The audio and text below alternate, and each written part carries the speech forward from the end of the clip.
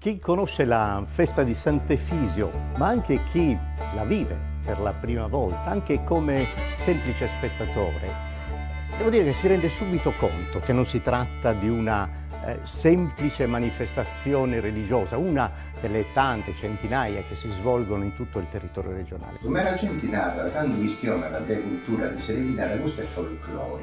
E io conosco, ma lui scisi da bolina il folklore. Poi a te questa parola che a qualcuno piace ti andava. Folcoli nai gente, che nai popolo, e loro li nai conoscenza, sapienza, si fai cosas.